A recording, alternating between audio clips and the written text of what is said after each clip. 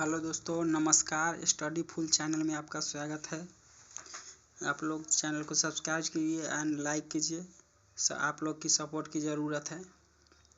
मैं आशा करता हूं कि आप लोग लाइक एंड सब्सक्राइब करेंगे। तो चलिए फर्स्ट क्वेश्चन स्टार्ट करते हैं। तो हरियाणा का क्षेत्रफल कितना वर्ग किलोमीटर है? इसका आंसर बताइए। 32,212 किलोमीटर, 21,026 किलोमीटर, 44,212 किलोमीटर, 49,566 किलोमीटर। बताइए इसका आंसर क्या होगा? इसका आंसर हो जाएगा 44,212 किलोमीटर। इसका आंसर हो जाएगा। चलिए आगे बढ़ते हैं। दूसरा क्वेश्चन, भारत में कितने उच्च न्यायालय है? बताइए इसका आंसर क्या होगा?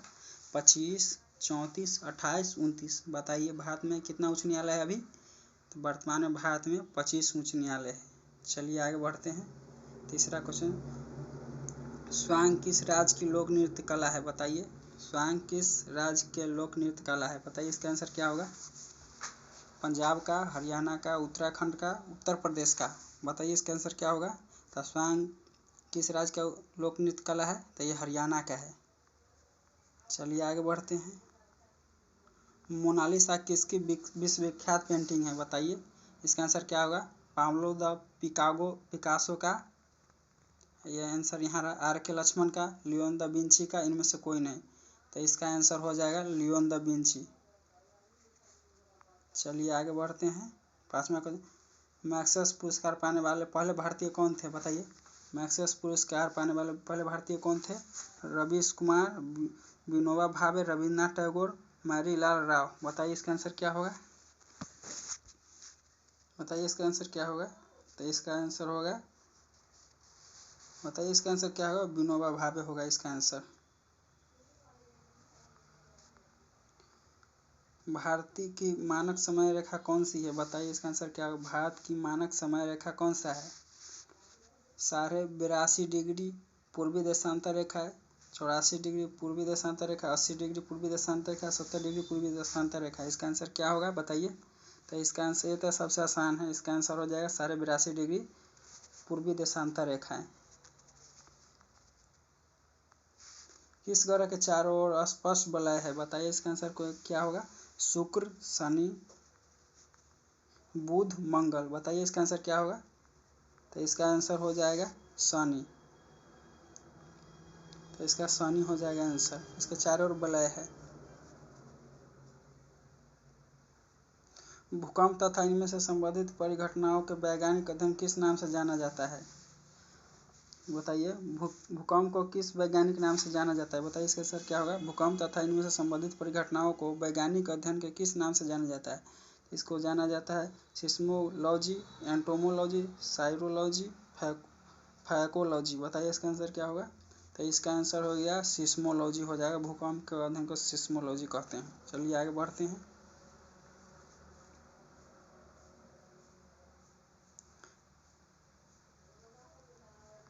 लैटिन अमेरिका का औद्योगिक दृष्टि से सर्वाधिक विकसित कौन सा देश है? बताइए लैटिन अमेरिका का औद्योगिक दृष्टि से सर्वाधिक विकसित देश कौन सा है? बताइए ब्राज़ील, वेनेजुएला, अर्जेंटीना, चिली।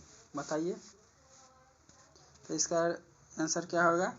तो इसका ब्राज़ील हो जाएगा।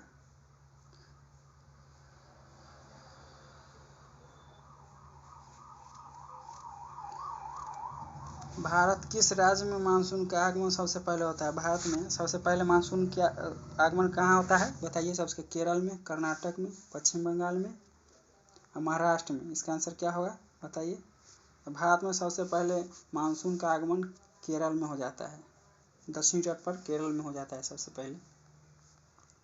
पाक एशिया किन देशों को जोड़ता है? बताइए। भारत पाकिस्तान, भारत बांग्लादेश, मालदीव, भारत श्रीलंका। पाक एशिया किस दो देश को जोड़ता है? बताइए इसका आंसर क्या होगा? लाइक एवं सब्सक्राइब करते रहिए। और ये सभी एग्जाम के लिए इंपॉर्टेंट क्वेश्चन है। चाहे आप ITI के लिए तैयारी कर रहे हैं, चाहे बिहार DLED के कर रहे हैं, चाहे बिहार पुलिस के कर रहे हैं, चाहे बिहार SSC के कर रहे हैं, चाहे RPF के लिए, सभी के लिए इंपॉर्टेंट क्वेश्चन है। लाइक शेयर करते रहिए।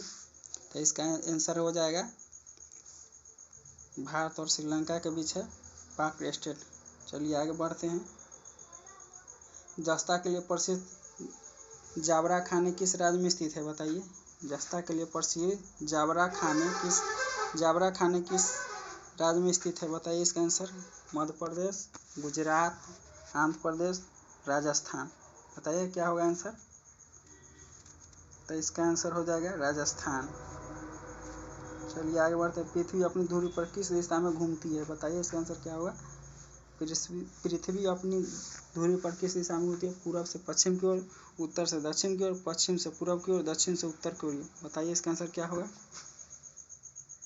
तो इसका आंसर हो जाएगा पश्चिम से पूर्व की ओर पृथ्वी अपने धुरी पर घूमती है। चलिए आगे आंसर देखते हैं 14 का। निम्न में से कौन सी धातु बिजली की सबसे अधिक सुचालक है? बताइए इसका आंसर क्या होगा। एल्युमिनियम, चांदी, तांबा, क्रोमियम। इसका आंसर क्या होगा। सबसे सुचालक क्या है बिजली के लिए, तार के लिए? तो इसका सबसे हो जाएगा चांदी। सबसे आसान क्वेश्चन इसका चांदी हो जाएगा। कोई दिक्कत होगा, प्रॉब्लम, तो आप कमेंट करके बताइएगा जरूर। हरियाणा के पहले मुख्यमंत्री कौन थे? बताइए हरियाणा के पहले मुख्यमंत्री कौन थे? पंडित भगवंत दयाल शर्मा, पंडित रविशंकर शुक्ला, दयाराम ठाकुर, शिवशंकर शर्मा। बताइए कौन था। इसका आंसर बताइए आप लोग, कमेंट करिए। तो इसका आंसर हो जाएगा पंडित भगवंत दयाल शर्मा हो जाएगा इसका पहले मुख्यमंत्री। चलिए आगे बढ़ते हैं। बैरोमीटर के पठन से तेजी से गिरावट के किस बात का सूचक है? बताइए। बैरोमीटर के तेजी से गिरावट से क्या चीज़ का पता चलता है? बताइए। वर्षा का, मौसम साफ का, तूफान का, इनमें से कोई नहीं। बताइए इसका आंसर, सोचिए। तो इसका हो जाएगा तूफान का पता चलता है बैरोमीटर के तेजी से गिरावट से।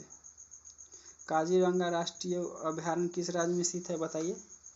तो इसका आंसर हो जाएगा असम, मणिपुर, पश्चिम बंगाल, सिक्किम में। काजीरंगा कहाँ है? बताइए। असम में है, मणिपुर में, पश्चिम बंगाल, सिक्किम में। तो ये हो जाएगा असम में है काजीरंगा। लाल मिट्टी का रंग लाल क्यों होता है? बताइए। आयरन ऑक्साइड की उपस्थिति के कारण, सिलिकॉन की उपस्थिति के कारण, जिंक की उपस्थिति के कारण, कॉपर की उपस्थिति के कारण। बताइए।